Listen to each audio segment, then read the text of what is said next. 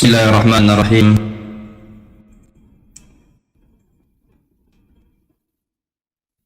Assalamualaikum warahmatullahi wabarakatuh.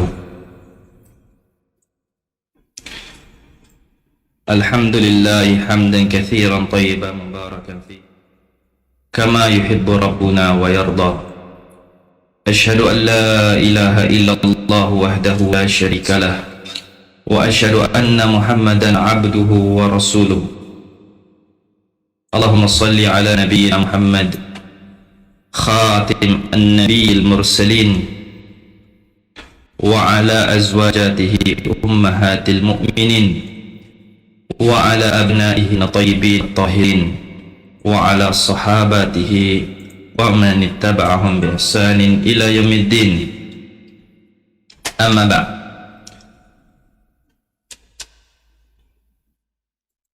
Ikhwa wa akhawat, azani Allah wa iyyakum, barakallahu fikum.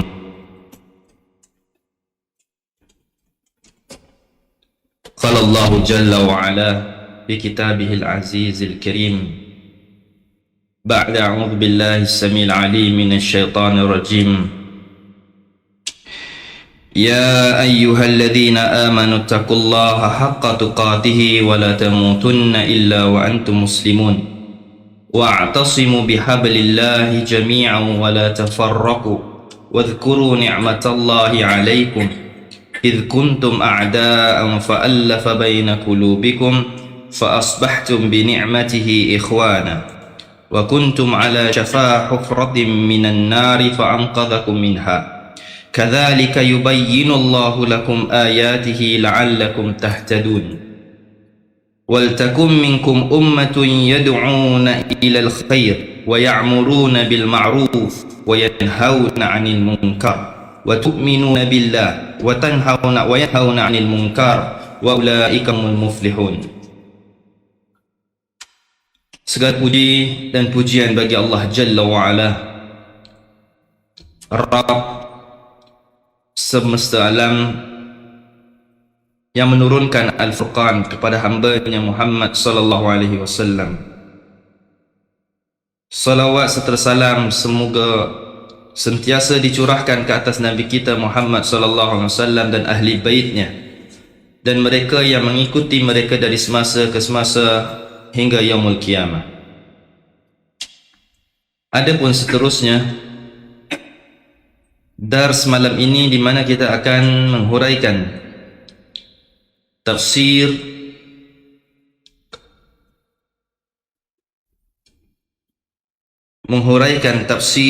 surah Ali Imran ayat 102, 103 dan 104, di mana Allah Ta'ala berfirman, wahai orang-orang yang beriman, bertakwalah kamu kepada Allah dengan sebenar-benar takwa, dan janganlah kamu mati kecuali dalam keadaan muslim, dan berpegang teguhlah dengan tali Allah, yakni agama Allah, ad-din, secara seluruhannya, dan janganlah kalian bercerai-berai, dan ingatlah akan nikmat Allah Jalla wa'ala yang telah Allah limpahkan ke atas kamu ketika dahulu kalian bermusuh-musuh, lalu Ia menyatukan di antara kamu di dalam hati-hati kalian, maka kamu menjadi dengan nasab-nasab nikmatnya bersaudara, semuanya akan menjadi satu berdasarkan nasab-nasab yang Allah telah jadikan, dan kamu berada di atas tepi jurang daripada neraka, lalu Ia menyelamatkan kamu daripadanya. Demikianlah Allah Jalla wa'ala menerangkan kepada kamu ayat-ayatnya supaya kamu mendapatkan petunjuknya. Dan hendaklah ada di antara kamu segolongan umat ini yang mana mereka menyeru kepada kebaikan dan mereka menyuruh kepada kebaikan, benda yang ma'ruf, dan mencegah daripada melakukan kemungkaran, dan mereka itulah orang-orang yang beruntung. Ikhwah wa akhwat azani Allah wa iyyakum, Allah Ta'ala berfirman pada ayat 101 surah Ali Imran, di mana ayat ini dibaca pada awal khutbatul hajah Nabi alaihi salatu wassalam, dan juga telah kita maklum akan ayat ini dibaca pada setiap kali khutbah Jumaat, di mana khatib akan menekankan agar kita sentiasa bertakwa kepada Allah Jalla wa'ala dengan sebenar-benar takwa, dan supaya kita tidak mati kecuali dalam keadaan muslim. Ayat ini Allah Jalla wa'ala menurunkan ke atas umat ini Muhammad sallallahu alaihi wasallam supaya umat ini hidup dalam keadaan yang bertakwa, penuh keikhlasan. Kalau kita lihat umat-umat yang sebelum dahulu ni, umat-umat yang terdahulu di kalangan Bani Israel, di mana mereka juga diperintahkan untuk bertakwa kepada Allah, mereka diperintahkan untuk menyembah Allah Jalla wa'ala, mereka diperintahkan untuk mentauhidkan Allah Jalla wa'ala, akan tetapi mereka mendustakan agama Allah, lalu mereka menjadi orang-orang yang menipu agama Allah. Maka apakah yang dimaksudkan dengan haqqa tuqatih? Dengan dimasukkan sebenar-benar takwa.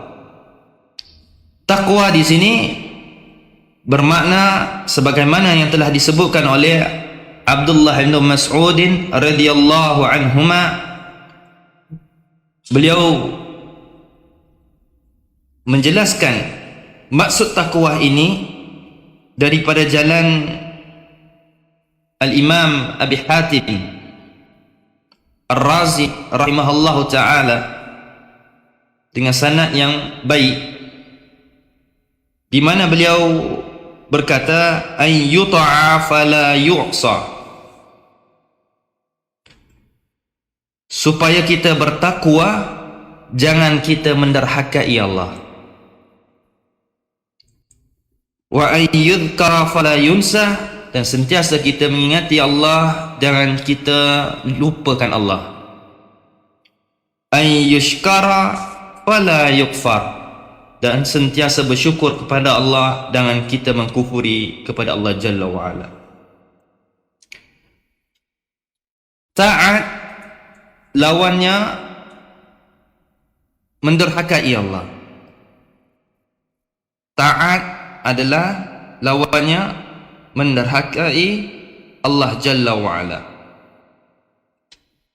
Orang yang taat kepada Allah dan Rasulnya, pasti mereka akan meraih kejayaan di akhirat, di mana akan dibacakan tafsirnya akan datang, di mana Allah Ta'ala berfirman ulaika humul muflihun, mereka itu adalah orang-orang yang beruntung, orang-orang yang berjaya. Lalu orang-orang yang berjaya ini pasti akan mengerjakan apa yang diperintahkan oleh Allah Jalla wa'ala. Dan orang yang menderhakai perintah Allah, pasti mereka orang-orang yang rugi. Dan orang-orang yang rugi adalah disebutkan sebagai al-khasirun, orang-orang yang tidak beruntung. Tidak beruntung bermakna muflis, tidak mempunyai apa-apa pun di akhirat nanti. Maka ini bukan satu pelaburan yang kita lihat pelaburan yang ada di dunia ni, ya ikhwah. Ketaatan kepada Allah dan kepada Rasulnya, itu adalah sebenar-benar takwa, di mana Nabi SAW bersabda kullu ummati dakhala al-jannah, umat ini semuanya akan masuk ke dalam jannah, umat beliau akan masuk ke dalam jannah. Tetapi Nabi mengecualikan illa man ya'ba, kecuali orang-orang yang enggan. Siapakah orang-orang yang enggan itu? Nabi SAW menjelaskan, man ata'ani dakhalal jannah wa man asani faqad aba. Siapa yang mentaatiku niscaya dia masuk jannah, dan siapa yang menderhakaiku sungguh dialah orang-orang yang enggan. Wa fi riwayatin, dalam riwayat yang lain, man ata'ani dakhalal jannah wa man asani dakhalan nar. Siapa yang mentaatiku niscaya ia akan masuk ke dalam jannah, dan siapa yang menderhakaiku maka pasti dia akan ke neraka. Wal na'udzubillah. Maka taat kepada Rasul ini sudah memadai kita mentaati Allah. Kenapa? Kita lihat umat-umat terdahulu, mereka mentaati Allah tetapi mereka menderhakai Rasul-Rasulnya, maka agama itu menjadi binasa.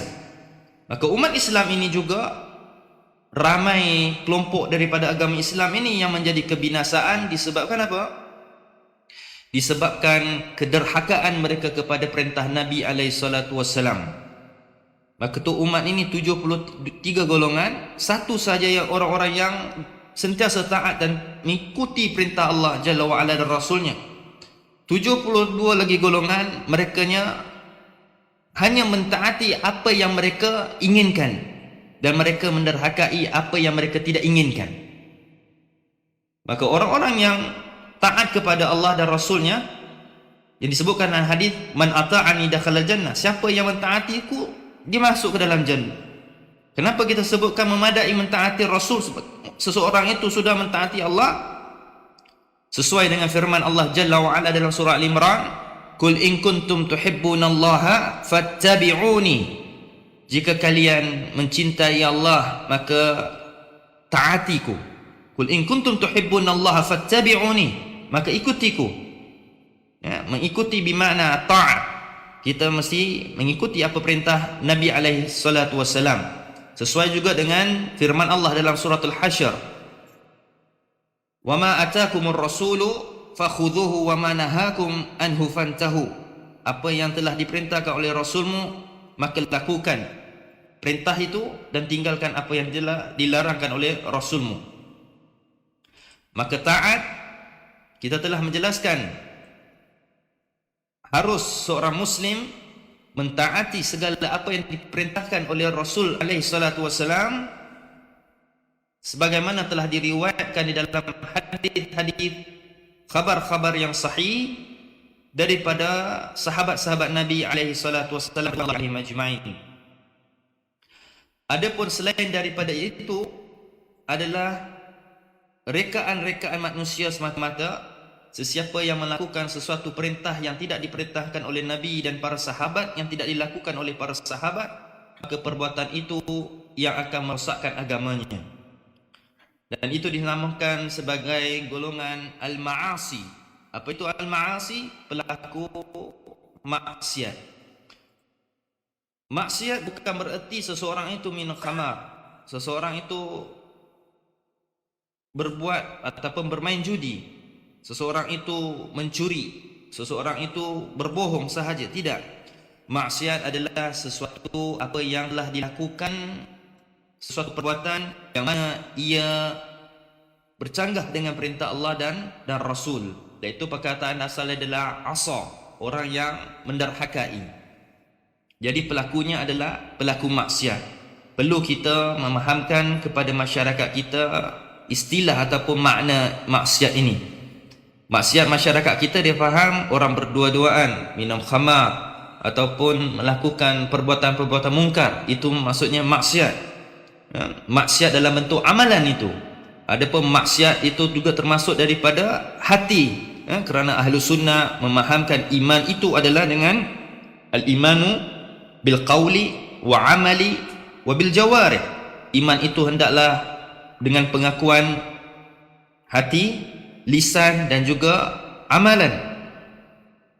Oleh itu segala maksiat juga boleh datang daripada hati, tangan dan juga lisan. Maka apakah yang dimasukkan maksiat dengan hati? Mereka menderhakai perintah Allah dan Rasulnya, juga termasuk maksiat di dalam hati. Dalam bab-bab keimanan, akidah, keyakinan dalam akidah dan tauhid, apabila seseorang itu menderhakai perintah Allah di dalam hadis-hadis Nabi, dalam Al-Quran. Mereka telah memaksiati Allah dan Rasulnya. Maka itu orang-orang yang menderhakai perintah Allah dan Rasul, maka hukumannya adalah azab. Di dalam perkataan orang-orang Arab, al-asa liman asa, al-asa liman asa. Tongkat sebatan itu pasti akan dibalaskan ke atas pelaku maksiatnya. Orang pelaku derhaka pasti kena azabnya.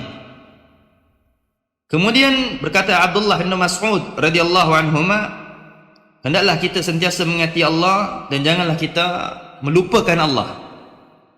Allah Ta'ala berfirman, ya ayyuhalladzina amanu dzkurullaha dzikran katsira. Wahai orang yang beriman, berzikirlah kepada Allah, mengingati Allah lah dengan sebanyak-banyaknya. Jangan kita lupakan akan nikmat-nikmat Allah yang Allah telah berikan kepada kita. Tak kalau wahyu terakhir turun, wa akmaltu alaikum ni'mati wa raditu lakumul Islam madina, dan hari ini telah aku sempurnakan nikmat-nikmatmu dan aku telah meridai Islam sebagai agamamu. Jadi nikmat yang Allah telah berikan kepada kita datang nikmat iman dan Islam, nikmat sunnah. Maka itu semua adalah termasuk nikmat-nikmat yang tidak boleh kita mengkufurinya. Dan jangan kita akan lupa segala nikmat-nikmat yang Allah telah berikan kita walaupun sejengkal. Kerana apabila kita melupakan Allah dengan sejengkal, maka pasti orang-orang itu akan terjerumus ke dalam keadaan mengkufuri nikmat-nikmat Allah. Di mana beliau Abdullah bin Mas'ud radhiyallahu anhuma menuturkan, ayyushkara wala yukfar, dan sentiasa mensyukuri Allah dan janganlah kamu kufuri nikmat-nikmatnya. Di mana Allah Ta'ala berfirman supaya kita sentiasa apa? Syukur.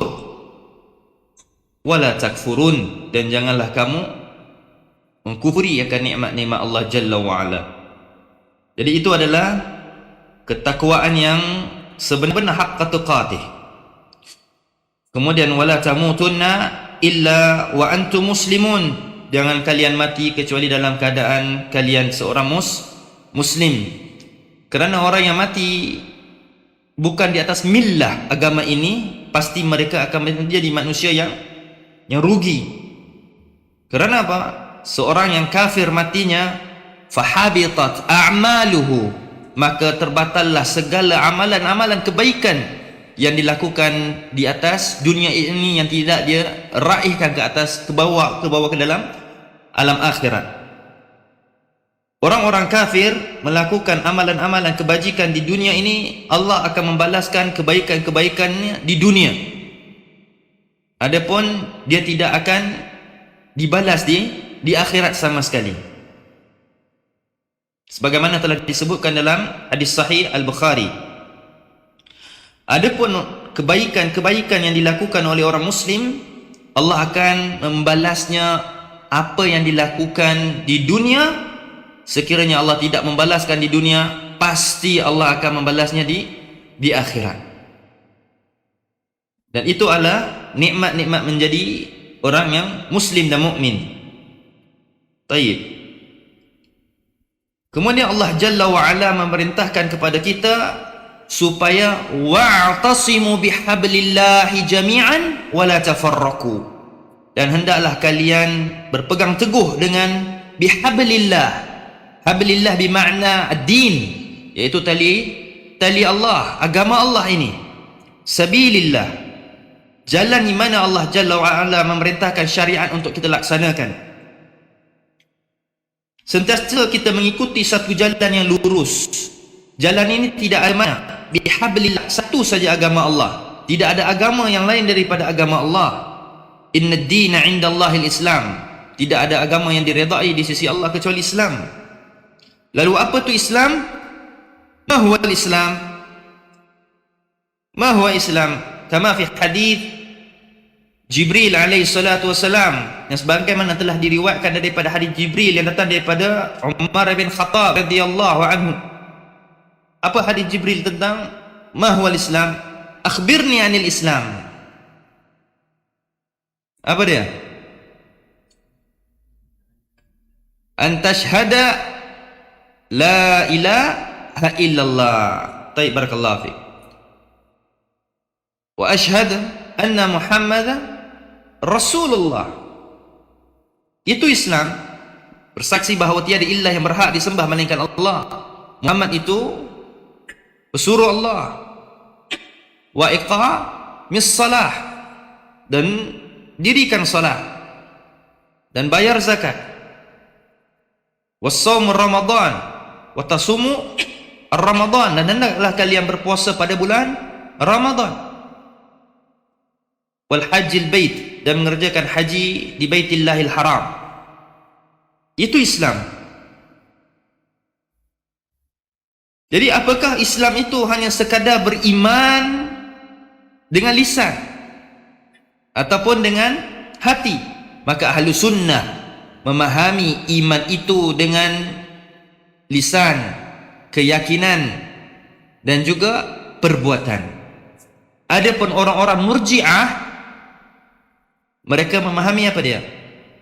Sekadar iman itu hanya di dalam hati.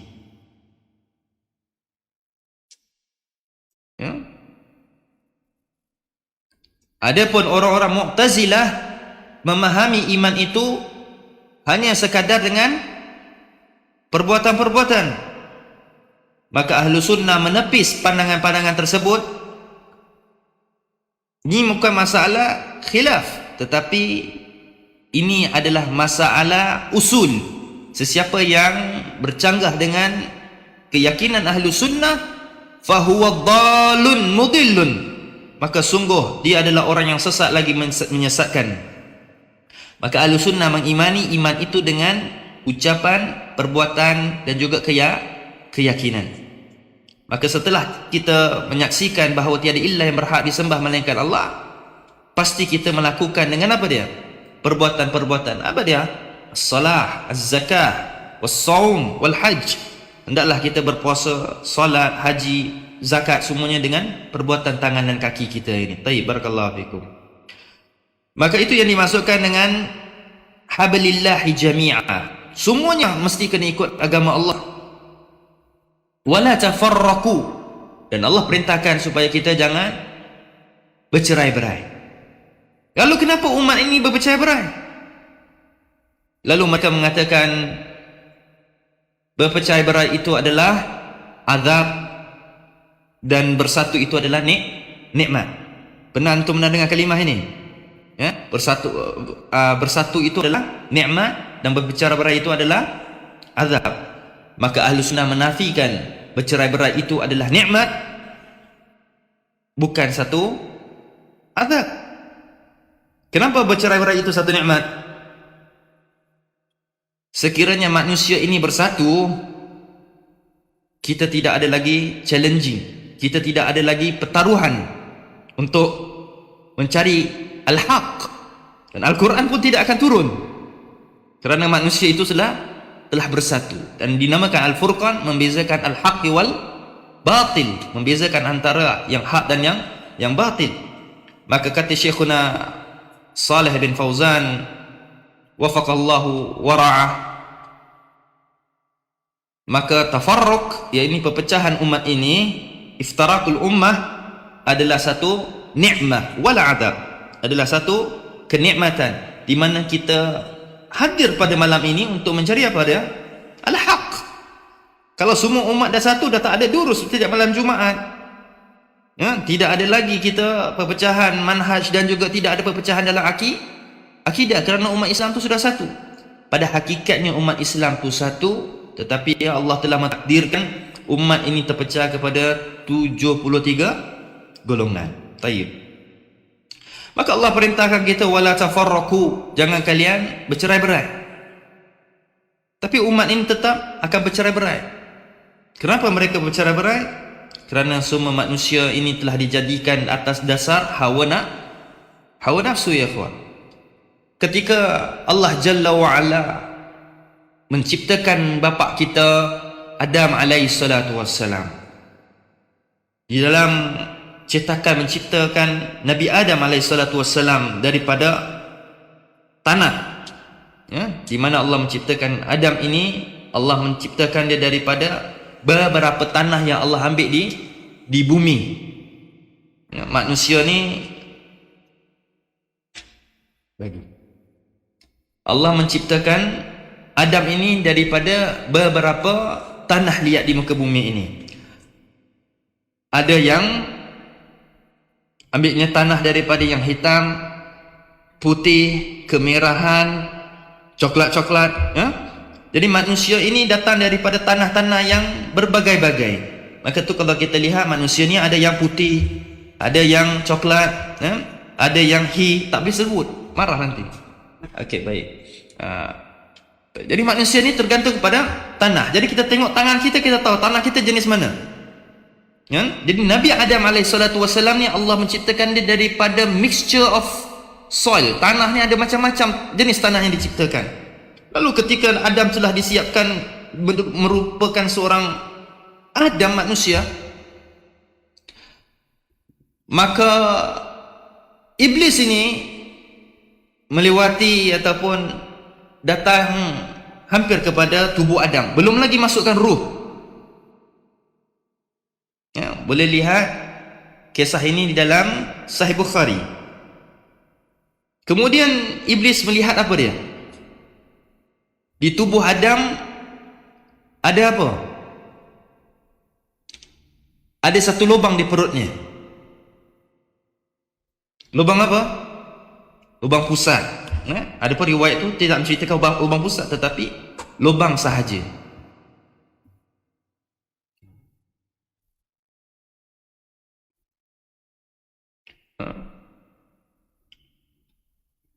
Lubang pusat. Lalu dia melihat lubang pusatnya apa? Iblis tahu akan ada kelemahan yang datang daripada Adam ini.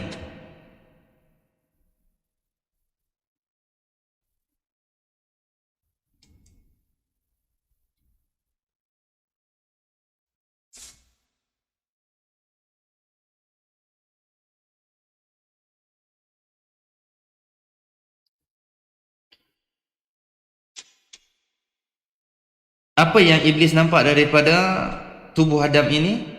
Kelemahan. Kelemahan dia apa? Al-hawa. Antara kelemahan-kelemahan dia adalah al-hawa, nafsu. Maka manusia ni yang mempunyai desire, nafsu, syahwat. Dan syahwat ni bukan benda yang buruk. Ya? Bila orang kita dah ada dalam benak ni, syahwat mesti buruk kan? Itu pemahaman orang-orang Melayu masa lurus. Darah Melayu, pemahaman jangan Melayu sangat. Jangan tengok anak bukan Melayu. Syahwat menjadi baik dan boleh menjadi yang tidak baik. Syahwat yang mengikuti ad-din, syahwat itu baik. Adapun syahwat yang mengikuti syaitan, maka syahwat itu tidak menjadi baik. Maka syahwat yang menjadi baik, yang menjadi fitrah manusia adalah Allah Ta'ala berfirman, zuyyina linnasi hubbus syahawat. Manusia itu mempunyai apa? Syahwat, desire, kemahuan. Minan nisa'i wal banina wal qanatiril muqantarati minadh dhahabi wal fiddah. Manusia tu ada kemahuan kepada wanita, anak keturunan, ya, emas, perak, harta, mesti ada kemahuan, dan juga kuda-kuda pilihan. Kan? Ada suka kuda merah, ada suka kuda kuning. Hari ni orang suka kuda kuning tak? Tahu kuda kuning? Apa dia? Tahu kuda kuning? Kuda kuning tahu? Kalau zaman salaf mereka sudah suka kuda merah, betul? Ya, kuda yang paling mahal adalah kuda-kuda merah. Hari ini kita di zaman khalaf ni sukakan kuda kuning. Mereka suka kudakan kuda merah ni sebagai kenderaan mewah bagi mereka, betul? kenderaan yang boleh guna untuk waktu perang dan juga safar. Hari ini orang suka, semua nak kuda kuning. Allah yahdikum. Ferrari ya akhi. Itu kan kuda kuning. Mobilnya merah. Tayyib. Ada yang sudah ngantuk. Barakallahu fikum. Jadi manusia mempunyai syahwat, kemahuan. Maka manusia akan menjadi apa dia? Daripada syahwat yang tidak baik itu datangnya al-hasad. Al-hasad. Syahwat tadi syahwat fitrah, manusia suka emas, perak, harta. Mana ada manusia tidak suka harta? Ada. Kasih duit tak mau. Lari daripada fitrah. Orang gila pun kasih duit mau dia. Kan? Itu al-zahab wal-fiddah, emas dan perak, kan? Itu mata wang, manusia mesti nak. Dan manusia zuyina linnasi hubbus syahawati minan nisa. Manusia mesti suka an-nisa. Maksud nisa ni bagi lelaki sukakan wanita, dan wanita pasti sukakan lelaki. Kalau lelaki sukakan lelaki, ini syahwat yang gharib. Lalu perempuan kalau sukakan perempuan, tidak sukakan lelaki, itu gharib.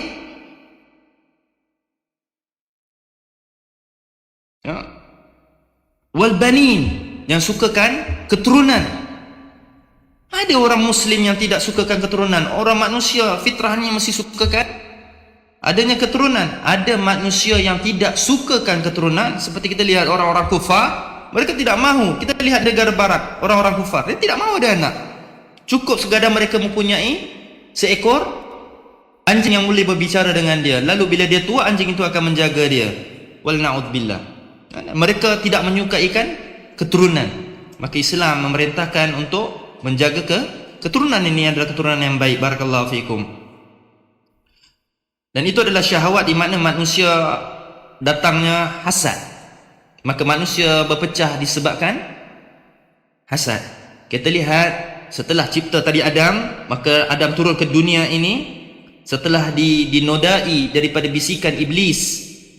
Maka bapa kita turun ke bumi ini, maka lahirlah keturunannya.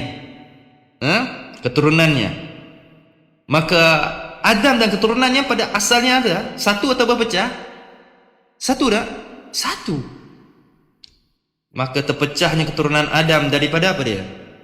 Keturunan dia Habil dan Qabil. Habil dan Qabil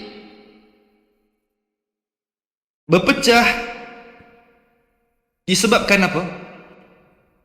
Hasad. Hasad apa?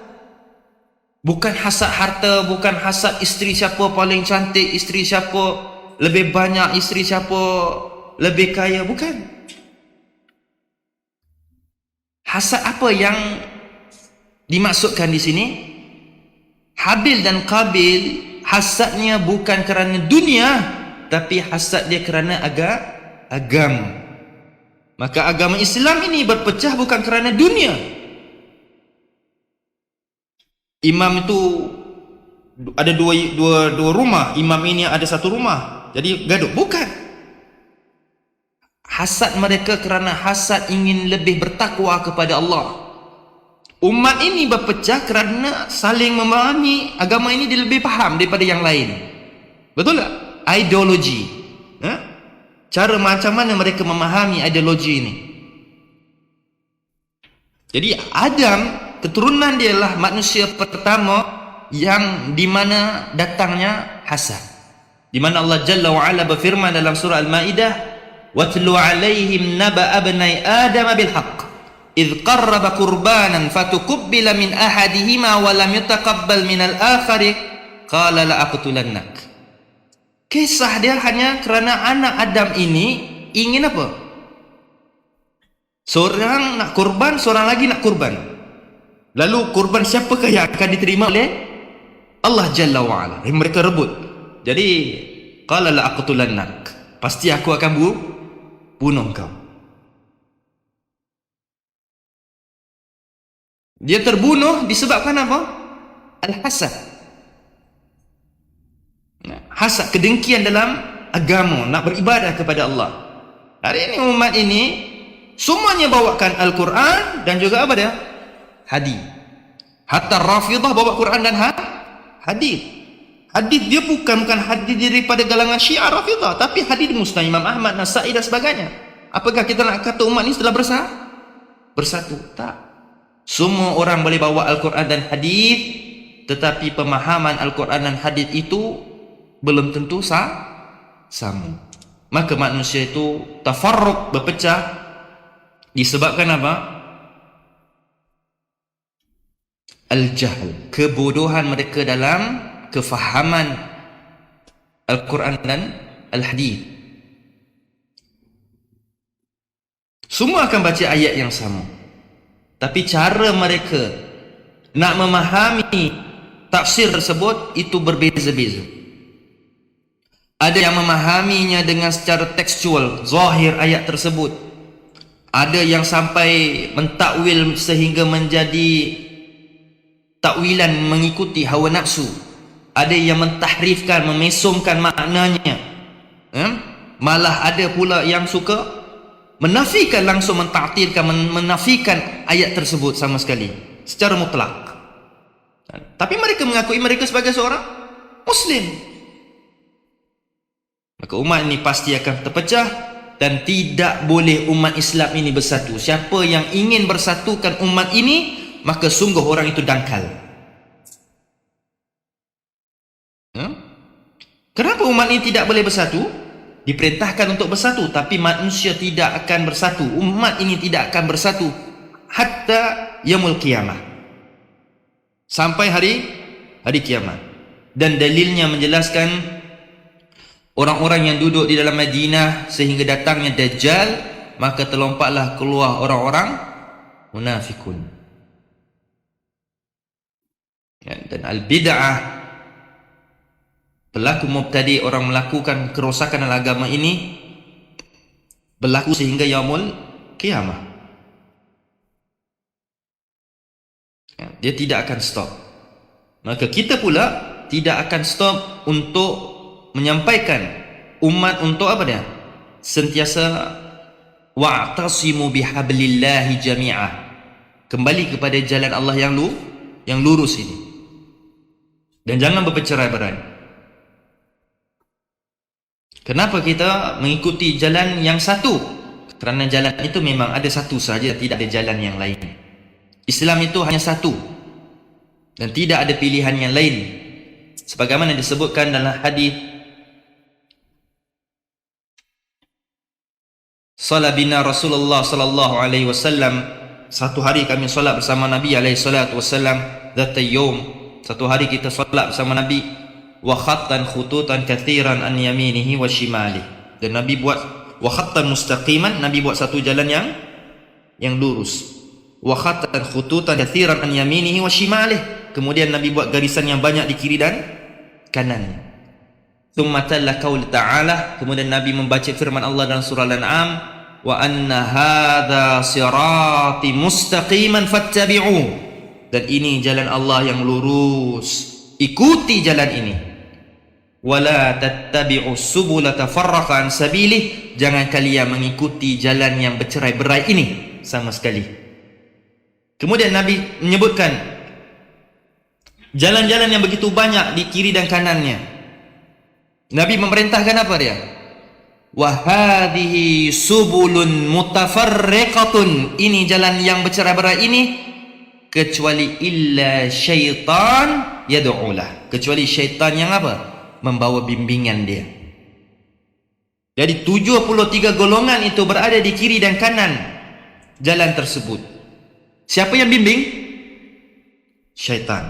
Maka banyak parti-parti, hizbi-hizbiyah, ataupun kelompok-kelompok ini duduk di kiri dan kanan, dan jamaah-jamaah yang dijadikan itu semua adalah duduk di kiri dan kanan. Siapa yang bimbing dia?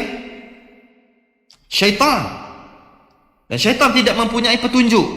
Jalan yang lurus itu mempunyai petunjuk. Hadza sabilullah, ini jalan Allah. Dan itulah yang setiap hari kita baca. Apa dia?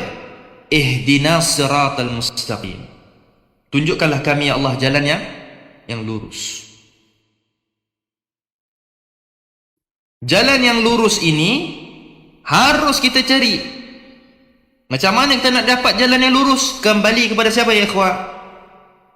Kembali kepada Rasul dan sahabat. Ketika mereka itulah manusia yang hidup dalam keadaan yang lurus, lalu tidak ada bengkak-bengkok di kalangan para sahabat ini dalam memahami agama. Umat ini memahami agama, ya naam, dia ikut Al-Quran dan hadis, tapi pemahaman dia tak mengikuti pemahaman apa ada pada zaman gemilangnya Islam, iaitu Qurun Mufaddalah, iaitu para sahabat. Mereka tidak mengikuti. Hari ini pun kalau kita mendengar orang katakan kami mengikuti pada zaman salaf, kata Syekh Saleh Fauzan, orang kalau mengaku dia mengikuti zaman salaf, kena jelaskan dia mengikuti salaf yang lagu mana.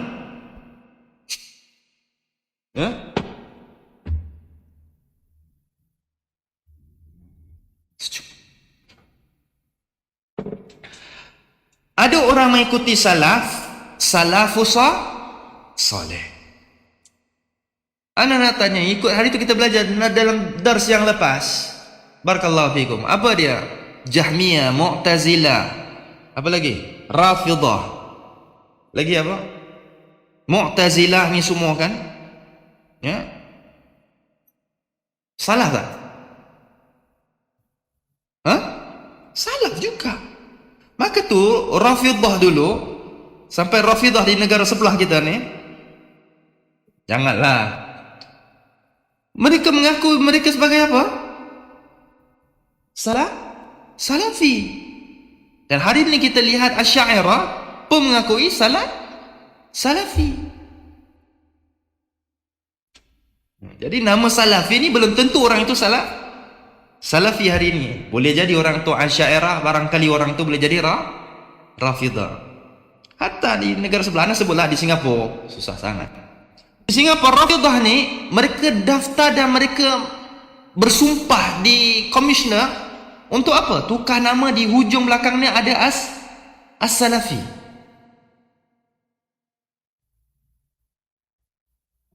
Karena takut nanti ada yang mengaku ini Salafi Ustaz ni kawan anak ini. Masya Allah. Bahaya kerana pengakuan daripada nama ini mudah mengklaim. Lalu mereka pun mengikuti istidlal daripada Al-Quran dan hadis, tetapi mereka memahami cara, the way of understanding. Macam mana kita nak memahami Al-Quran dan hadis? Macam mana? Kembali sebagaimana wahyu itu turun pada zaman sahabat, macam mana mereka memahami. Tidak mengolah apa-apa pun daripada tafsiran-tafsiran tersebut. Barakallahu fiikum. Maka umat ini terpecah disebabkan apa? Kita ulang lagi. Apa disebabkan apa? Al-hasad. Hasad tidak akan terjadi. Kata Syekh Adil Mansur, hasad itu tidak akan terjadi kecuali dengan apa? Al-jahl. Manusia itu terjadinya hasad kerana apa? Kebodohan. Kalau dia tak bodoh, dia tidak ada kebodohan dalam diri dia, tidak ada perasaan hasad.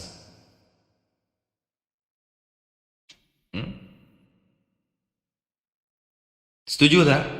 Rafidah, golongan Syiah, terjadinya kelompok ini jadi Rafidah disebabkan apa? Hasad. Hasad kepada siapa? Kepada Abu Bakar Siddiq. Hasad kepada Umar, hasad kepada Uthman, hasad kepada Muawiyah, hasad kepada Ummul Mukminin radhiyallahu anhum. Hasad tak? Hasad. Lalu datang bawa fitnah. Itu pertama sekali kelompok Khawarij pada asalnya. Sampai hari ini dakwah Salafi sudah berkembang kembali pada zaman ini, walhamdulillah, sehingga mereka mengapa dia? Memfitnah manhaj Salafi, bukan daripada luar, daripada Asy'ariyah. Asy'ariyah tidak memfitnah Salafi. Maturidiyah memfitnah Salafi? Tidak. Dia tak fitnah, langsung kafirkan. Itu bukan fitnah. Yang memfitnah salafi dalam kalangan orang-orang apa? Yang mengakui diri mereka apa? Salafi. Lalu mereka cuba memecahkan kita daripada bersama para ulama, mencerca ulama.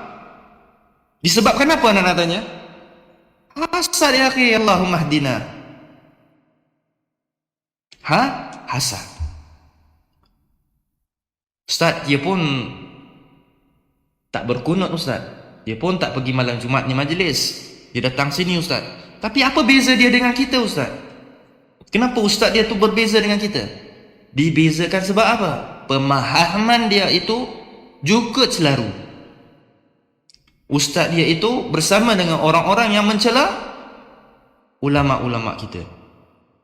Kenapa mereka boleh mencela ulama? Disebabkan apa? Hati mereka ada hasad kepada ulama. Sama ada ulama itu sudah mati ataupun ulama itu masih hidup, rahimahullahu ta'ala. Dan Allah telah merakamkan kisah ini akan berlaku sehingga yaumul qiyamah, supaya kita jangan ada hasad kepada orang yang lebih soleh sebelum kita atau lebih kibar daripada kita. Jangan kita hasadkan mereka. Rabbana firlana wa li ikhwanina alladhina sabaquna bil iman wa la taj'al fi qulubina ghilla lil ladina amanu. Janganlah sampai hati kita ada sifat apa? Kecemburuan, kedengkian, hasad. Ghilla lil ladina amanu, terhadap orang-orang yang beriman. Dengan ulama-ulama ini mereka apa? Mereka hasad, dengki. Dan mana mungkin seorang ulama mempunyai hasad terhadap ulama yang lain? Kerana mereka itu terdiri di atas keikhlasan mereka berilmu. Jadi ada kuncu-kuncu yang datang daripada alladhi waswisu fi sudurin nas. Manusia ni sentiasa ditiup daripada bisikan syaitan ini supaya menghasut manusia membencikan kepada ulama. Dan antum akan lihat, walhamdulillah, mereka tidak akan menyukai kita apabila kita mencintai ataupun mengikuti kepada pemahaman ulama-ulama yang rabbani. Mereka tidak mempunyai hujah kecuali dengan apa? Cacian, makian, dan mereka sentiasa menghasadkan ulama-ulama tersebut. Baik. Maka Allah Ta'ala berfirman, wadhkuru ni'matallahi alaikum. Apa yang nikmat Allah, supaya kita sentiasa diingatkan nikmat-nikmat-nikmatnya. Apa dia? Nikmat iman, Islam wa sunnah. Nikmat Islam itu adalah Al-Quran dan juga As-Sunnah. Itu nikmat yang Allah berikan kepada sahabat. Tidak ada nikmat yang Allah berikan kepada sahabat kecuali Al-Quran dan Sunnah. Sahabat tidak diberikan kenikmatan, kemewahan pada zaman itu, dan mereka tidak pernah rasa lelah. Mereka tidak pernah rasa mereka itu diazab oleh Allah, dan mereka rasakan itu adalah satu nikmat. Nikmat mereka pergi berjihad, berperang bersama Nabi, ya. Dan para sahabat dan juga sahabiyah ridwanallahi alaihim ajmain, sehingga suami mereka gugur dalam medan syahid dan isteri-isteri mereka menjadi janda, dan mereka tidak pernah menyesal dengan agama Allah. Mereka terus istiqamah dengan agama Allah ini. Tapi umat ini sentiasa rasa keluh-kelah, rasa mengeluh dan rasa menyesalnya, penatnya agama ni. Hari-hari nak kena belajar Ustaz, capek lah Ustaz, penat. Betul? Naik tangga, penat, mencungap. Itu manusia hari ini. Sahabat dalam ibadah, dalam agamanya tidak pernah rasa lelah. Nah, memang iman kita dengan sahabat tidak boleh bertanding keimanan dia, tetapi kita berusaha bersungguh-sungguh untuk meraihkan keimanan apa yang diimani oleh para sahabat. Innal ladzina amanu wa 'amilus shalihat lahum jannatun tajri min tahtiha al-anhar khalidina fiha abada radhiyallahu anhum wa radu an dzalika liman khasyiya rabbah. Sesungguhnya orang-orang yang beriman beramal saleh. Innal ladzina amanu wa 'amilus shalihat, bagi mereka itu jannatun tajri min tahtiha al-anhar, bagi mereka itu jannah, syurga, yang di mana bawahnya ada sungai. Ya, sungai dalam jannahnya anta jangan tamsil macam sungai Kelang. Nah, benda-benda yang kita dah belajar, benda-benda yang berkaitan dengan akhirat jangan ditamsilkan. Bukan hanya Allah tidak boleh ditamsil, segala benda yang gaib tidak boleh ditamsilkan. Diberikan perumpamaan sungai di bawahnya. Kemudian mereka ini adalah apa? Orang-orang yang kekal dalam jannah, dan mereka ini adalah orang-orang yang diridai oleh Allah Jalla wa'ala, dan mereka ridha terhadap Allah. Dzalika liman khasyiya rabbah. Apa makna khasyiya? Yang ngantuk sila berdiri. Khasyiya rabbah.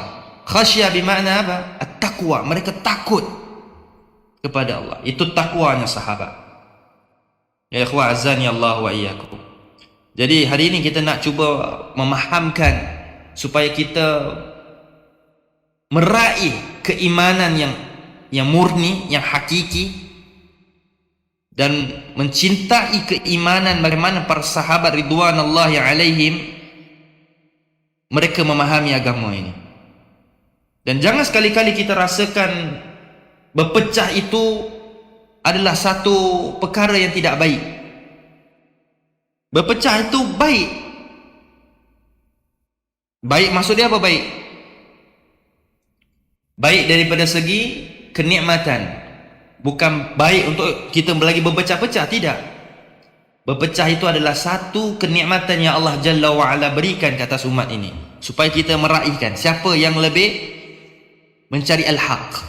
Kalau manusia tidak ada mencari al-haq, maka manusia akan terjerumus ke dalam kebatilan.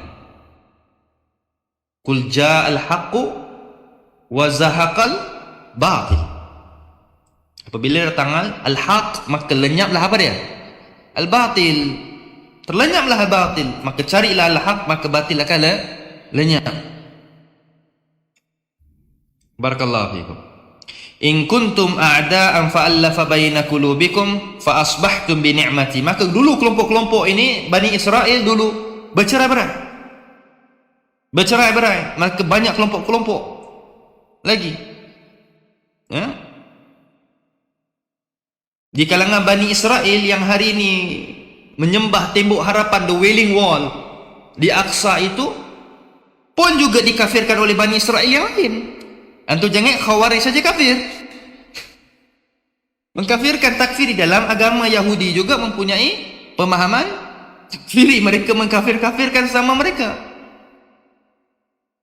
Benda itu telah terakam di dalam Taurat dan juga telah terakam di dalam Al-Quran. Orang Yahudi sendiri, orang-orang Yahudi di kalangan mereka, ada yang mengatakan apa dia? Bapa kepada Nabi Sulaiman alaihi salatu wasalam. Nabi siapa? Nabi Daud alaihi salatu wasalam. Dan keturunannya itu kafir. Mereka mengkafirkan siapa? Nabi Daud. Dan juga ada yang di kalangan mereka yang mengkafirkan Nabi Sulaiman. Al-Quran merakamkan mereka tidak kafir, tapi Taurat dan mereka ubah itu mengatakan bahawa Nabi mereka kafir. Sulaiman ini adalah kafir. Wattaba'u ma tatlu syayatinu ala mulki Sulaiman wa ma kafara Sulaiman. Dan Sulaiman itu tidak apa? Tidak kafir. Jadi berlaku tak di dalam agama Yahudi takfiri? Ada takfiri dalam agama dia. Ya? Taib. Jadi dulu sudah ada berlaku, sengketa ini telah berlaku di zaman Bani Israel lagi dah.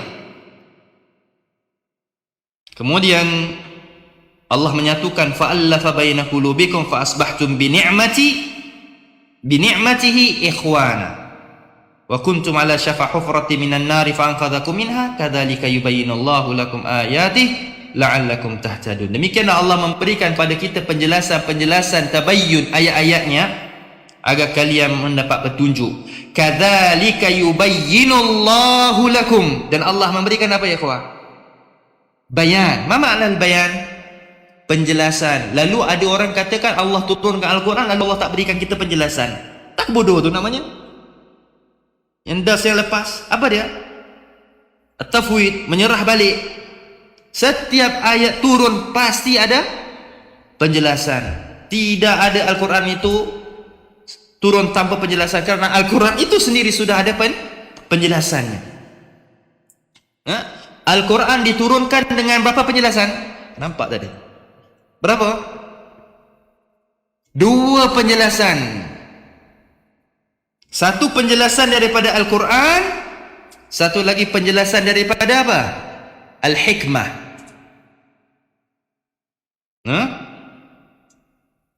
Dzalikal kitabu la raiba fihi hudan lil muttaqin. Al-Quran itu sebagai huda, petunjuk. Lalu Allah turunkan Al-Quran, fa idza qara'nahu fattabi'hu. Apabila diturunkan ayat Quran ini, bacalah wahai Muhammad, fattabi'u Qur'ana, maka mengikutilah apa yang diajarkan oleh Jibril alaihi salatu wasalam. Maka itulah sistem bertalaki. Thumma inna alaina bayana, ila qauli ta'ala thumma inna alaina bayana, sehingga firman Allah, kamilah yang menjelaskannya. Setiap ayat turun Allah akan menjelaskan. Apa yang Allah menjelaskan dia? Yatlu alaihim ayatihi wa yuzakkihim wa yuallimuhumul kitab wal hikmah. Allah memberikan dia tazkirah, iaitu apa dia? Peringatan. Wa yuallimuhumul kitab wal hikmah, memberikan penjelasan daripada Alkitab. Apa itu Alkitab? Apa Alkitab? Al-Quran. Barakallahu fi. Al-Quran, Alkitab wal hikmah, dan juga al-hikmah. Al-hikmah dalam Quran, apabila disebutkan al-hikmah, kata Imam Syafi'i rahimahullah, al-hikmatu hiya as-sunnah. Apa yang disebutkan al-hikmah adalah as-sunnah. Apabila disebutkan hikmah oleh orang-orang Asy'ariyah, apa itu hikmah? Lain. Maka salafus salih memahami al-hikmah itu adalah apa? As-sunnah, sebagaimana telah diriwayatkan oleh Imam Syafi'i dalam Ar-Risalah. Adapun orang-orang Asy'ariyah memahami al-hikmah itu apa? Berkata Syekhuna Salih bin Fauzan, al-hikmah inda al-Asy'ariyah hiya al-uqula. Apa dia? Hikmah di sisi Asy'ariyah akal mereka. Adapun hikmah di sisi ahlu sunnah itu sunnah. Adapun hikmah di sisi Asy'ariyah adalah akal. Maka tu Al-Quran sebut wajadilhum billati hiya ahsan. Dan kita hendak berjidal, nak berdebat dengan orang, nak beri tabayyun, itu mesti dengan cara yang baik, bil hikmah kan. Jadi dia kata bil hikmah, dia pemahaman hikmah dia apa? Kebijaksanaan dia dengan akal kita mesti berlemah lembut. Lalu ada bila seorang yang kafir masuk Islam, orang asli mathalan, kat negara kita ni ada orang asli kan masuk Islam, dan biasanya dia makan kerbau kaki pendek, betul? Dari kebiasaan, dari masuk Islam, tak apalah ente makan, tapi bertahap-tahap. Apa yang ente ingat? Ente kasih wahyu bertahap-tahap. Dan lalu mereka mendatangkan hikmah dia, akalnya. Lalu Allah ketika mengharamkan al-khamar, itu juga bertahap, Ustaz. Pertama Allah katakan ada kebaikan. Takkan dalam babi tidak ada kebaikan? Takkan kita tengok saya tak makan? Kebaikan kan? Kalau biarkan membazir. Lalu biar makan, tapi jangan banyak-banyak, nanti parah. Macam mana khamar itu mereka minum banyak-banyak, lepas itu parah. Barulah bila dah parah kita katakan tinggalkan. Oh ente memahami istidlal yang macam gini kan, itu maksudnya memahami agama dengan hikmah yang dipahami oleh orang Mu'tazilah. Hati-hati ya ikhwan. Dan inilah perumpamaan ulama-ulama kita memberikan kita kebijaksanaan dalam memahami apa? Ad-din. Barakallahu fiik. Jadi itulah petunjuk yang Allah berikan kita, tabayyun, penjelasan, al-bayan. Lalu Al-Quran ni mempunyai beberapa nama yang lain. Al-Kitab, Al-Hikmah, Al-Furqan, Tanzil. Kemudian apa dia? Al-Huda. Dan banyak nama untuk Al-Quran, Al-Dhikr dan lain-lainnya. Nah, insyaAllah bermanfaat apa yang kita pelajari malam ini dalam pentafsiran penjelasan kepada dua ayat yang mulia ini, yang kita akan sambung pada dars yang akan datang, tafsir-tafsir yang berikutnya. Nah, maka perintah yang berikutnya untuk kita sentiasa mengikuti hablillah, agama Allah ini, sebagaimana Nabi SAW di akhir hayatnya ketika beliau berada di Arafah, beliau mewasiatkan kepada sahabat-sahabatnya, usikum bitaqwallah was-sam'u wa ta'ah was-sam'i wa ta'ah wa in ta'ammara 'alaikum 'abdun habsyiyyun fa innahu man ya'ish minkum fasayara ikhtilafan katsira fa 'alaikum bis-sunnati was-sunnati khulafa'ir rasyidin al-mahdiyyin tamassuku bima biha wa 'addu 'alaiha binawajiz wa iyyakum muhdatsatil umur fa inna kulla muhdatsatin bid'ah wa kulla bid'atin dalalatun wa kulla dalalatin finnar. Dan aku berwasiat kepada kalian untuk bertakwa kepada Allah. Tadi ayat itu tentang haqqa tuqatih. Dan Nabi akhir hayatnya dia mewasiatkan untuk bertakwa kepada Allah. Dan wasiat ini telah dimaklum oleh semua masyarakat kaum muslimin. Akan tahu hadis tersebut yang telah disebutkan daripada beberapa kitab sahih. Kemudian Nabi memerintahkan kita supaya mendengar dan taat kepada pemimpin kalian, meskipun pemimpin itu datang daripada keturunan apa? Habsyah. Ya? Kerana orang Arab ni dia tidak boleh terima pemimpin yang datang daripada bangsa kulit hitam, iaitu Habsyah. Dan Habsyah ni biasa terkenal dengan keturunan bangsa-bangsa hamba, penghambaan dulu. Sampai sekarang kalau kita lihat di Habsyah masih ada hamba-hamba yang ada di sana. Ya, sistem hamba tu, penghambaan masih ada lagi di sana. Fa innahu may ya'ish minkum, dan siapa saja yang hidup selepas itu, maka fasayara ikhtilafan katsira, pasti dia akan melihat apa? Perselisihan yang begitu banyak. Jadi perselisihan dan perpecahan umat ini telah diakui oleh siapa? Rasulullah SAW. Bukan kita yang memecahkan umat ini, tapi pengakuan diri daripada Nabi SAW, umat ini akan berpecah. Ya. Umat ini sendiri akan berpecah. Fa'alaikum bis sunnati, hendaklah kalian berpegang teguh dengan apa dia? Sunnah. Bila kat sunnah ini perlu ada ta'liq di bawahnya ni. Sunnah. Alaikum bis sunnati, bermakna sunnah. Mungkin ada sahabat-sahabat yang baru nak memahami apa itu sunnah. Sunnah ini bukan sekadar puasa Senin Khamis, kurma dengan ajwa, iftar dengan buka dengan ajwa. Bukan sunnah sekadar dengan bersiwak, bukan. Itu termasuk sunnah amaliyah. Adapun alaikum bis sunnati, keseluruhan sunnah itu harus diikuti. Tidak boleh membahagi-bahagikan.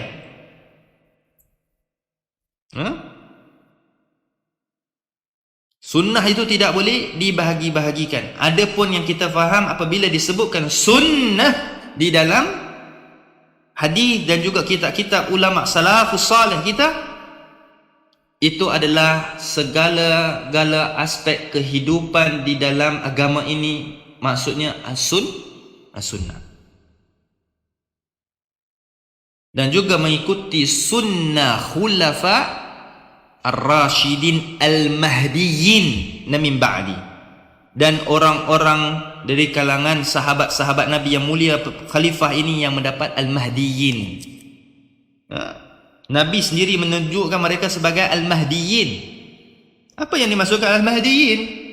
Sahabat-sahabat khalifah ini yang mendapat petunjuk Nabi. Kerana khalifah ar-rasyidah ini, mereka mendapat kepimpinan khalifah daripada petunjuk Nabi. Setelah Nabi wafat, petunjuk itu tetap ada. Pelantikan Abu Bakar As-Siddiq berdasarkan apa? Petunjuk. Ketika sahabat Ahlu Syura buat discussion macam mana nak melantik khalifah ketika ini, siapakah yang paling layak? Semua sebut Abu Bakar. Kenapa Abu Bakar? Ketika Nabi sakit, Abu Bakar yang menjadi imam. Segala-galanya, ketika tak kala Nabi tiada, Nabi safar, semua akan diuruskan oleh siapa? Abu Bakar Siddiq. Jadi 4 khalifah itu adalah khalifah yang mendapat petunjuk Nabi sallallahu alaihi wasallam. Dan Nabi memerintahkan kita tamassuku biha wa'addu 'alaiha binawajis, dan berpegang teguh dengan sunnah ini. Maksudnya the way of life, cara kita nak hidup ini dengan sunnah, dengan memegang sunnah itu bukan dengan tangan, tapi dengan gigi geraham kita. Gigit. Jangan gigit depan, lopong depan nanti. Gigit gigi geraham. Kuat-kuat gigit sunnah itu. Dan Nabi memerintahkan lagi, apa wasiatnya? Dan berhati-hati. Wa iyyakum, dan berhati-hatilah kalian itu dengan muhdatsatil umur, dengan perkara yang dijadi-jadikan dalam agama ini. Apa dia perkara yang dijadi-jadikan? Apa sahaja yang dibuat-buat berdasarkan benda itu menjadikan agama, yang tidak pernah dilakukan oleh Nabi dan sahabatnya yang mulia. Kerana apa yang dilakukan oleh sahabat itu boleh jadi sunnah. Sunnah siapa? Sunnah sahabat. Dan kita tidak boleh katakan sahabat buat bid'ah. Siapa kata sahabat buat bid'ah, maka sungguh orang itu bid'ah. Sahabat tidak buat bid'ah. Lalu sahabat Uthman bin Affan membukukan Al-Quran, itu kan bid'ah? Tak. Sahabat buat apa semua tidak boleh jadi bid'ah sama sekali. Apa yang sahabat buat pasti ada petunjuknya. Taib. Kemudian Nabi menyebutkan bahawa sungguh setiap apa yang dijadikan benda yang baru, muhdatsah, ini benda yang baru, creation, satu benda yang dibuat, itu adalah bid'ah. Ada bahasa lainnya yang lebih sensitif daripada bid'ah.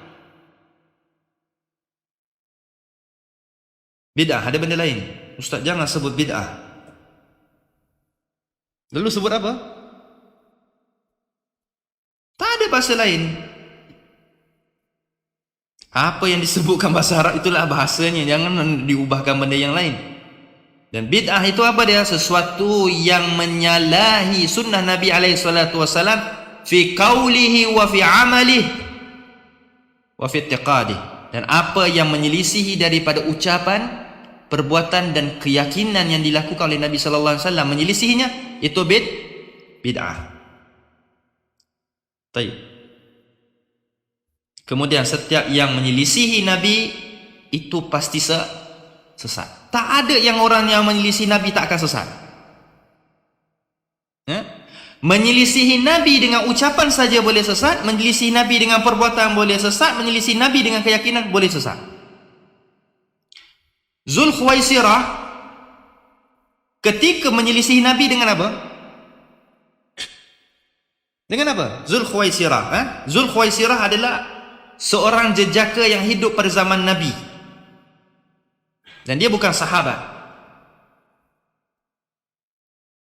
Zul Khuwaisirah yang berkata kepada Nabi SAW, "I'dil ya Muhammad." Berlaku adillah wahai Muhammad. Siapa Zul Khuwaisirah? Khawarij pertama yang terjadi di atas muka bumi ini.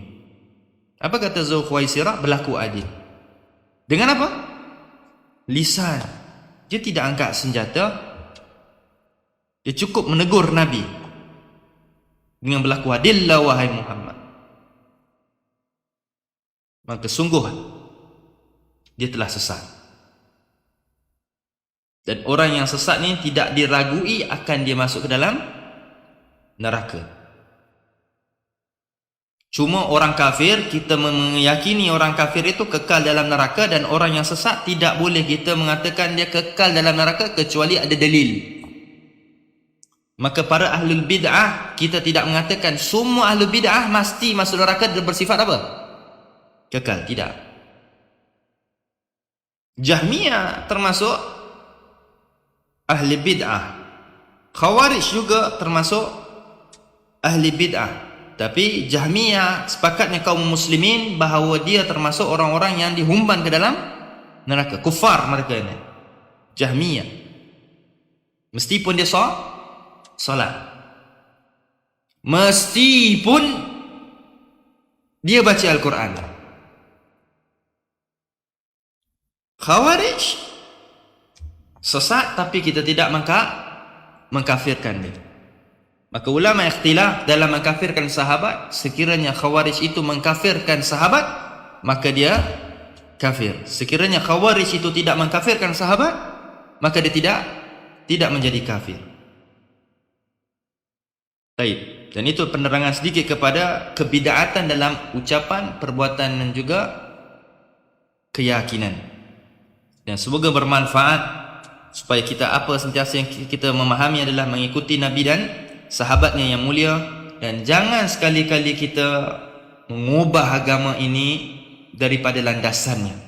Agama ini sudah ada landasannya, semua telah terakam dalam Al-Quran dan hadis-hadis yang sahih, dan tidak ada perubahan-perubahan, dan apa yang diubah itu adalah benda-benda baru. Benda-benda baru. Baik, barakallahu fikum. Dan kita akan sambungkan penjelasan pada ayat-ayat tersebut. Ayat-ayat berikutnya akan menerangkan tentang perpecahan lagi umat-umat ini yang dirakam pada surah Al-Imran sehingga ayat yang berikutnya, di mana ada di kalangan orang-orang yang pada yaumul qiyamah mukanya itu putih berseri.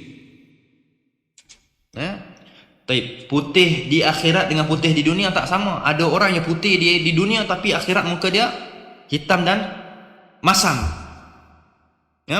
Ada yang mukanya hitam di dunia tapi di akhirat mukanya itu putih berseri. Walhamdulillah. Taib. Semoga kita termasuk orang-orang yang putih berseri itu tersebut. Barakallahu fikum. Naam.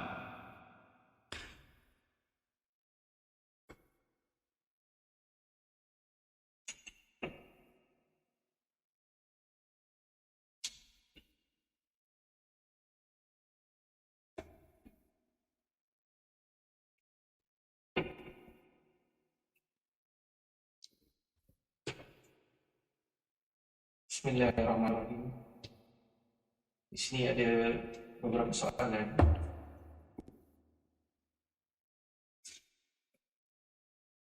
Apakah menceritakan kesalahan manhaj ataupun akidah seseorang adalah termasuk riba? Mengkhabarkan kepada seseorang itu akan kebid'atan seseorang itu ataupun kesesatan seseorang itu, sama ada individu atau kelompok, bukan termasuk daripada riba. Dalil-dalilnya, penjelasannya para ulama kita rahimahullah telah menjelaskan. Di antaranya Syekh Muhammad bin Shalih Al-Utsaimin dalam Riyadhus Shalihin menjelaskan akan kebid'atan, kebatilan seseorang itu, syakhsin, seorang itu individu ataupun satu kelompok ta'ifah, bukan termasuk daripada ghibah. Ghibah ni apa? Ngumpat. celaan. Ya? Bukan termasuk ghibah. Dan malah para ulama kita menjelaskan termasuk benda itu adalah wajib. Bukan sunat, tetapi wajib menceritakan. Menceritakan apa? Akan bahayanya kebatilan si fulan dan si fulan ini, ataupun satu taifah, satu kelompok ini, supaya manusia menjauhi dan memahami akan kebatilannya. Sekiranya dia berdiam, maka kebenaran itu tidak akan terlihat dan terselah. Maka manusia akan sentiasa mengikuti apa dia? Kebid'atan. Dan hal itu pernah ditanyakan kepada Syekh Shalih bin Fauzan, apakah termasuk daripada ghibah apabila kita menjelaskan si fulan dan si fulan dengan nama yang jelas? Apakah termasuk daripada ghibah? Kata Syekh, ini bukan ghibah, malah wajib, sebagaimana para ulama rahimahullah, para salafus salih menyebut nama mereka dengan jelas, dengan nasab mereka itu jelas, supaya tidak samar dengan orang-orang yang lain. Dan ia adalah seorang pelaku bid'ah, supaya manusia jauhi dia dan berhati-hati akan kedustaan dia. Dan itu bukan termasuk ghibah. Taib. Jadi apabila kita katakan kepada, kita nak buat explanation, penjelasan kepada ustaz ke ulama tentang si fulan dan si fulan, ada ustaz si fulan ini kata gini-gini, apa ente ingat itu apa ni, sopan santun sangat ke? Tak menyebutkan nama si fulan. Sebutkan nama si fulan itu supaya manusia jelas siapa dia. Ni dia kata si fulan kepada awam, lalu nanti balik dia orang tanya, siapa dia? Adalah nah, takut nak ghibah nanti. Jadi agama ni harus faham apa tu ghibah dan apa itu penjelasan akan kebatilan si fulan. Hal itu firman Allah Jalla wa Ala, falyahdharil ladzina yukhalifu an amrihi. Berilah peringatan kepada orang-orang yang menyelisihi perintah Allah. Berikan peringatan, falyahdharil, berikan mereka itu peringatan supaya manusia itu takut.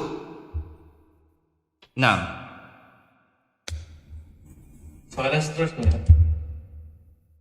seorang dai bernama Muhaizat mengatakan adanya wali-wali gaib yang dipanggil ahli naubah, yang bertindak sebagai penjaga kawasan dan mempunyai kuasa untuk mengatur urusan manusia yang tertimpa kesusahan. Bahkan dai tersebut mengijazahkan zikir bismillah 41 kali yang diniatkan pahala kepada ahli naubah agar ahli naubah menjaga keluarga mereka. Apakah hukum ucapan sebegini? Hadar rajulul junun. Orang ni gila. Orang macam gini, Imam Syafi'i kata apa ni? Orang apa? Gila. Kalau ente tengok orang-orang ini, kisah-kisah dia, hantu rasa seronok, pasti besok solat subuh waktu zuhur. Pasal apa? Keseronokan tengok orang gila. Tidak ada orang-orang sufi yang tak gila. Orang sufi ni mesti gila, akal dia terencat. Pasal apa? Banyak sangat tengok kartun. Akhi, kartun ni merosakkan ideologi tau. Dia fahamkan imajinasi orang sufi ni. Pagi, maka tu Imam Syafi'i menyebutkan, dan riwayat banyak disebut dalam kitab-kitab salaf. Imam Syafi'i menyebutkan apa? Pagi hari kalau jumpa kawan dengan orang-orang sufi ini, belum tengah hari sudah jadi apa? Gila ataupun goblok. Sebelum tengah hari, akhi. Maka tu kalau malam tengok malam, pasti subuh waktu zuhur nanti. Dah jadi bodoh, tak tahu subuh waktu pukul 5.30, subuh pukul 1.30. Baik. Kenapa? Orang-orang macam gini, ni namanya sebagai orang gila. Tak ada orang sufi yang tak gila.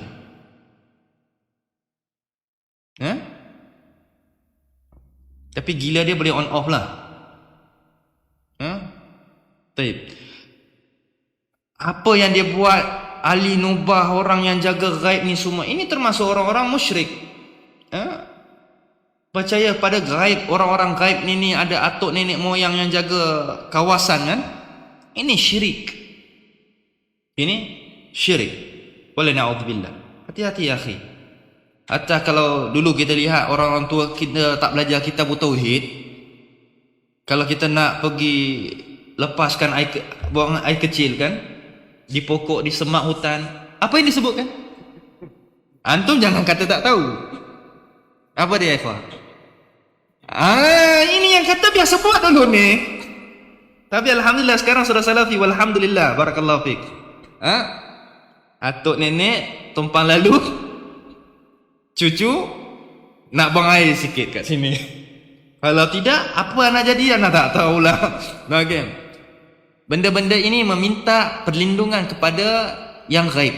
Kita dah belajar dalam kitab tauhid, dalam juga dalam beberapa kitab akidah, tidak boleh meminta perlindungan atau meminta menyeru sesuatu yang gaib kecuali Allah. Hatta malaikat pun kita tak boleh menyeru. Wala tad'u ma'allahi ilahan akhar. Dalil ini bercanggah dengan apa saja kita minta kepada yang selain daripada Allah.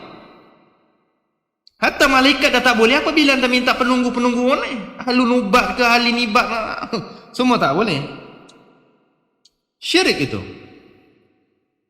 menyeru selain daripada Allah. Dan dalam kitab tauhid, di dalam bab-bab yang terakhir,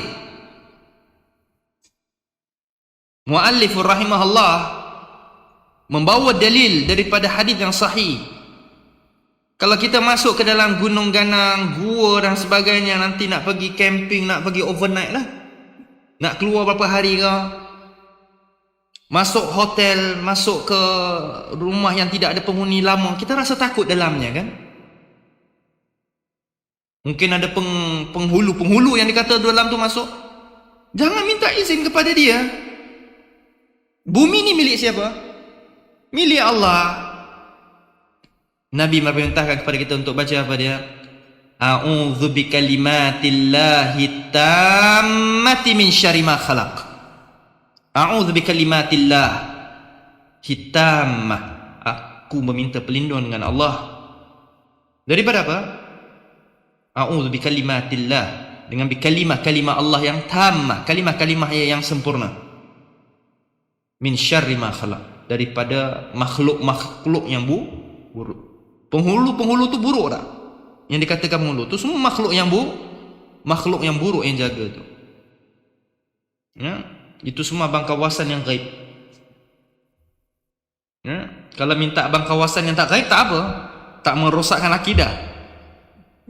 Merosak abang kawasan yang gaib ini merosakkan akidah, dan ini termasuk benda yang bercanggah daripada Al-Quran dan hadis. Al-Quran memerintahkan wala tad'u ma'allahi ilahan akhar. Hadis memerintahkan untuk berlindung dengan Allah.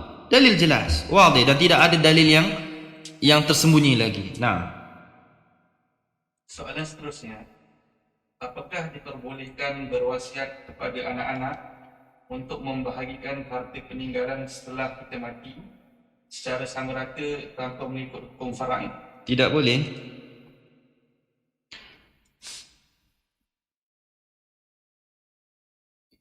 Ahli mirath,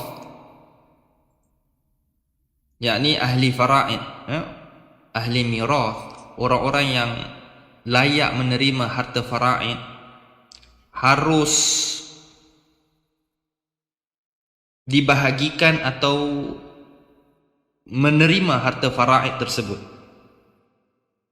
Pada awalnya Allah Jalla wa Ala berfirman, Kutiba alaikum idha hadara ahadakumul maut in taraka khairanil wasiyyatu lil walidaini wal aqrabina bil ma'ruf haqqan 'alal muttaqin. Dalil ini telah dimansuhkan. Pada awalnya dia minta wasiat sebelum ayat-ayat wasiat diperintahkan dalam surah An-Nisa. Lirijali nasibu mimma tarakal walidaini wal aqrabin. Itu semua dalil-dalil al-wasiyah ataupun wasiat, faraid ataupun mirah. Sebelum dalil surah An-Nisa tersebut turun, Maka dalil ini menjadi hujjah untuk berwasiat sebelum seseorang itu rasa dia akan mati. Berwasiat. Tapi setelah dalil-dalil yang dalam surah Nisa tu memerintahkan untuk memberi harta pusaka, maka dalil tersebut tidak lagi dipakai untuk wasiat bagi ahli mirath, orang yang layak menerima pusaka tersebut. Dan dalil daripada hadis Nabi SAW, kalau tak silap mana dalam hadis Tirmizi, tidak ada wasiyah li mirath, tidak ada wasiat bagi penerima mirath, tidak ada. Daripada soalan tersebut, sebagai tambahan, hari tu anak nampak satu video, anak tak search ke, tapi dia terkeluar lah. Dia kata bayi yang dalam kandungan, apabila bapanya mati, bayi masih ada dalam perut, bayi itu dapat harta fara'id, maka tidak. Bercanggah dengan hadis Nabi SAW, tidak ada mirath bagi yang tidak ada tangisan. Faham maksud dia? Bayi yang belum menangis, tak lahir, tak dapat, walaupun bapaknya dah mati. Tidak ada mirath bagi yang tidak ada tangisan. Maksud tangisan lahirnya bayi tersebut, tak lahir lagi, tak dapat. Dan itu harta pusaka. Jadi untuk anak-anak, ataupun setelah kita nak mengagihkan harta tu sama rata dan sebagainya, dia rasa ahli fara'id itu ataupun secara mirath ini tidak adil, fattakullah, bertakwalah kepada Allah, kerana fara'id itu adalah hukum Allah. Tilka hududullah, wa man yata'adda hududallah faqad zalama nafsah. Siapa yang mencabar hukum Allah, sungguh dia telah menzalimi dirinya sendiri. Itu semua hukum Allah. Dan kita tak boleh katakan tidak adil dan sebagainya. Fara'id itu adalah hukum Allah. Hukum Allah itu pasti adil. Siapa yang rasakan fara'id itu tidak adil, fattakullah, bertakwalah kepada Allah dan bertaubatlah. Ucapan tersebut, keyakinan yang ada dalam hatinya itu semua rosak.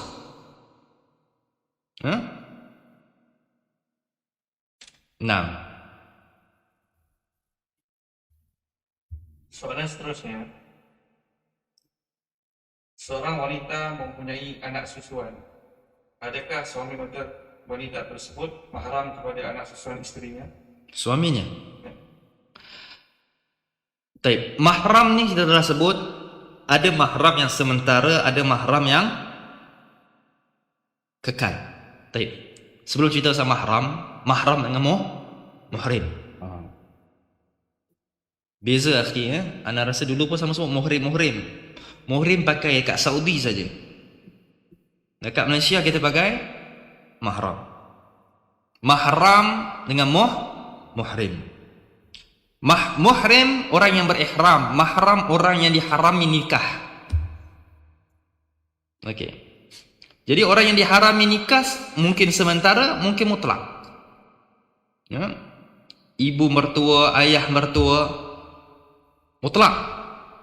Selepas kita bercerai ataupun isteri kita meninggal, suami kita meninggal, tidak boleh kahwin dengan mertua kita. Adapun ipak-ipak itu mahram, tapi sementara, selagi isteri kita hidup, kita tak boleh kahwin nak kakak-kakak ataupun adik dia.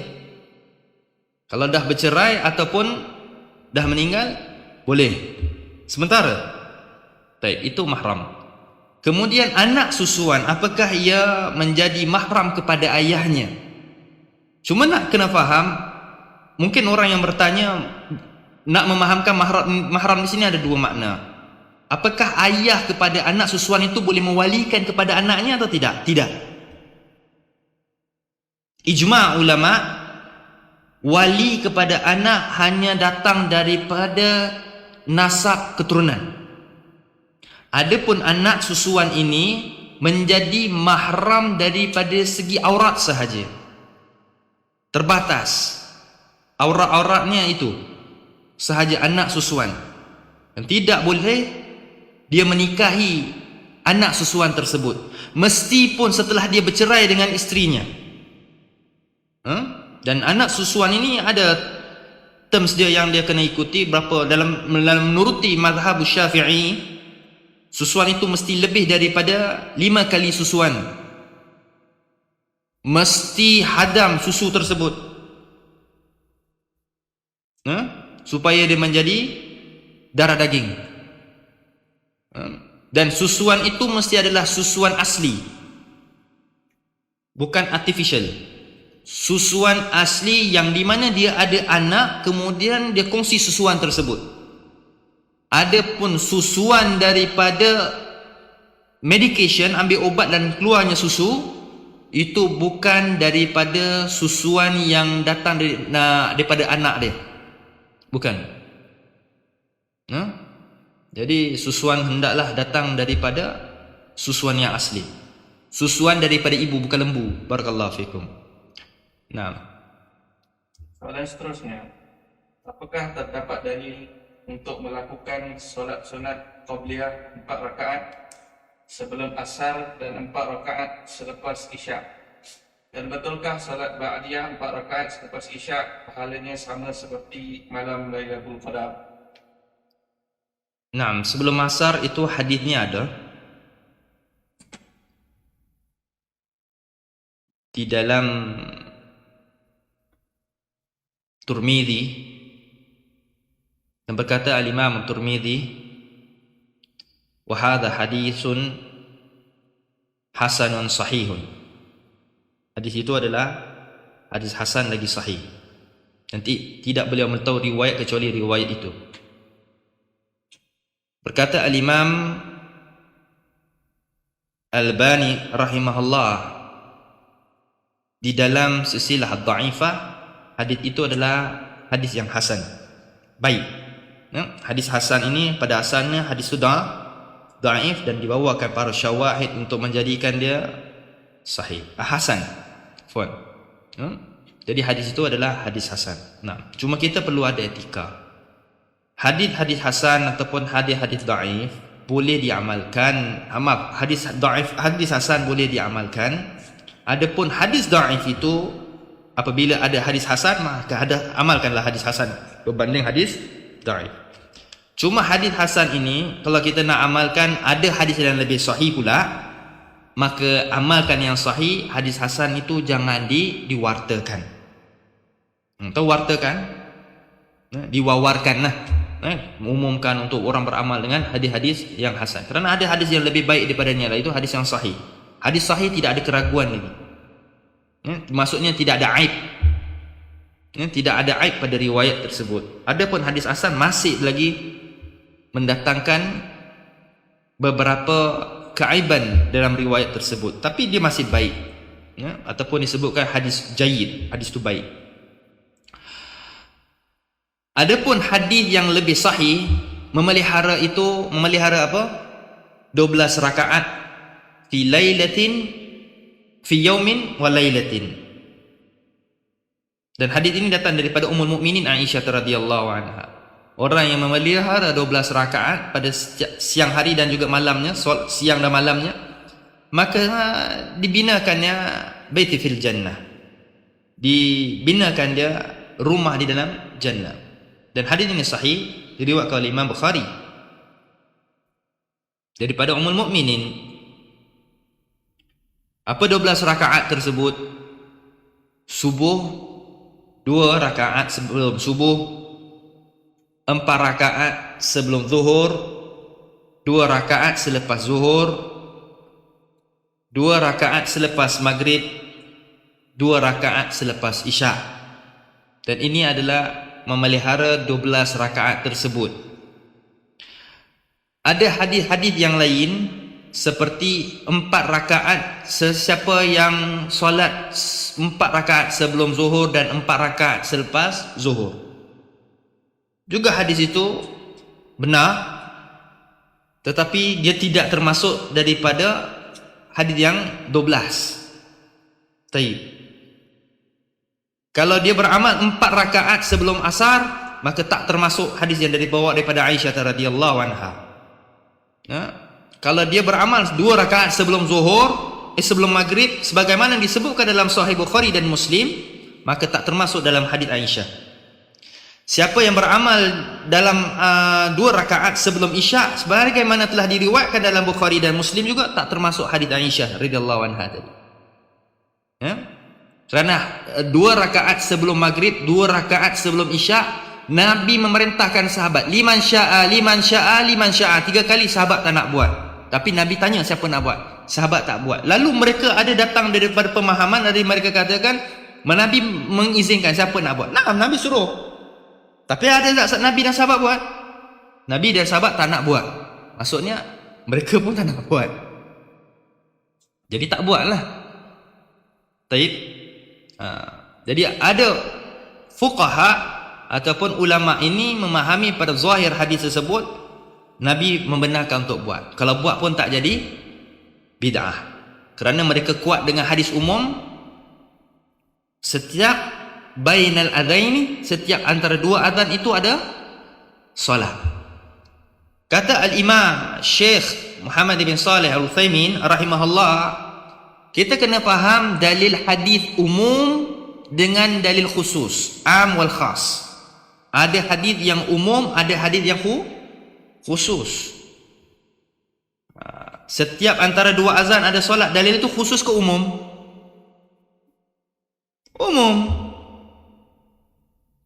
Jadi ada dalil khusus. Tidak ada dalil menunjukkan Nabi solat sebelum maghrib dan sebelum isya. Itu khusus. Taib. Nah, soalan seterusnya, mengerjakan 4 rakaat selepas isya perumpamaan sama seperti malam al-qadar. Dan hadis ini adalah hadis yang dhaif. Hadis yang dhaif. Juga disebutkan di dalam Turmizi, tak silap mana juga disebut dalam Imam Turmizi, yang di mana disebutkan oleh Imam Albani rahimahullah dalam silsilah dhaifah, hadis ini dhaif. Dhaif hadis ini. 4 rakaat selepas isya. Pas sahih 2 rakaat saja. 6. Soalan seterusnya, apakah kitab tafsir yang sesuai bagi pemula penuntut ilmu? Kitab tafsir bagi pemula talabul ilm banyak, semua tafsir elok. Ya, semua tafsir elok ikhwan. Ya. Semua tafsir ini kena faham, nanti antum pergi baca tafsir Ar-Razi pula. Baca tafsir Hamka dan sebagainya, tak. Tafsir semuanya baik. Maksudnya tafsir daripada ulama salaf kita banyak yang baik, seperti tafsir Tabari, Jalalain, Ibn Kathir, Abu Hatim Ar-Razi, Abdul Razzaq As-Sa'ani, lagi apa, Qurtubi, Durrul Mansur As-Suyuti. Ini semua kitab tafsir yang baik. Tapi pemahaman dalam tafsir ini harus ada. Maksudnya kena belajar usulul tafsir. Bagi orang talabul ilm tak sempat nak belajar usulul tafsir, maka ambillah tafsir yang paling mudah untuk memahami. Terus maknanya adalah seperti di sini, tafsir Taisir Karimur Rahman. Kitab ini sudah juga diterjemahkan kalau masih lemah bahasa Arab. Ada dalam English, ada dalam bahasa Indonesia, Urdu dan sebagainya. Mungkin ada yang faham Urdu. Barakallahu fikum. Ini ditulis oleh guru kepada siapa? Syekh Muhammad bin Saleh Al-Utsaimin, iaitu Syekh Abdul Rahman As-Sa'di rahimahullah. Dan juga bagus tafsir Aisar At-Tafasir oleh Imam Abu Bakar Al-Jaziri rahimahullah ta'ala. Itu semua ayat-ayat yang mudah untuk difahami. Kalau tafsir nak melihat pada riwayat, seperti tafsir Al-Imam Ibn Kathir. Imam Ibn Kathir ni dia menukil daripada tafsir At-Tabari. Dan juga kitab-kitab salah seperti Ar-Razi dan lain-lain. Ar-Razi dimaksud sini adalah Abu Hatim Ar-Razi. Barakallahu fikum. Ada tafsir yang menyesatkan seperti Fakhrul Razi, itu dikenali sebagai Ar-Razi. Fakhrul Razi dituliskan Tafsirul Kabir Mafatihul Ghaib. Kunci segala gaib, dia buka semua benda gaib dia nampak. Tu yang dia jadi ahli takwil wa tahrif.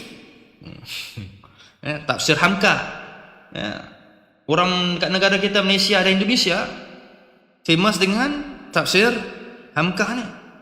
Tafsir yang menyeleweh, yang tidak ada manfaatnya. Ana pernah bacalah tafsir ni tapi tak pernah khatam. Tengok kelakar sikit. Tafsir riwayat Syiah, Rafidah, semua dia bawa masuk. Baca selalu. Kerana dia orang falsafah. Ada pun orang-orang Halabi ni kata hamka ni pula Salafi akidahnya. Miskin orang-orang ni. Hamka seorang falsafah, orang sufi yang mencampur adukkan akidah Salafi. Jadi dia bukan Wahabi, akhi. Ya? Kata orang, ada nama orang Malaysia sebut nama dia Suhabi. Dia bukan Wahabi, Suhabi. Sufi campur Wahabi, campur-campur. Ini rojak punya orang. Okey. Dan apa tafsir ke mana dengan Wall Street? Nak pergi cerita kat Wall Street, cerita pasal Amerika dan sebagainya dalam kitab tafsir. Ini betul junun juga ni. Tafsir yang merosak. Masya-Allah. Kembalilah tafsir ulama salaf kita banyak yang mulia lagi. Ya. Ingat berlaku tafsir. Berlakunya banyak penyelewengan kata Ibn Taymiyah rahimahullah. Berlakunya kelompok-kelompok yang menyelewengkan agama Allah ni punca pada apa? Pentafsiran. Tafsiran Al-Quran, tafsir hadis. Bila tafsir salah, sesat. Apabila mereka tafsirkan bab keimanan, boleh gugur jadi Khawarij, boleh jadi Murji'ah, boleh jadi Rafidah, boleh jadi Mu'tazilah. Tafsir. Nah, jadi belilah tafsir-tafsir yang mudah difahami. Barakallahu fikum. Aku qauli hadza wa astaghfirullahal azim li wa lakum. Barakallahu fikum. Assalamualaikum warahmatullahi wabarakatuh.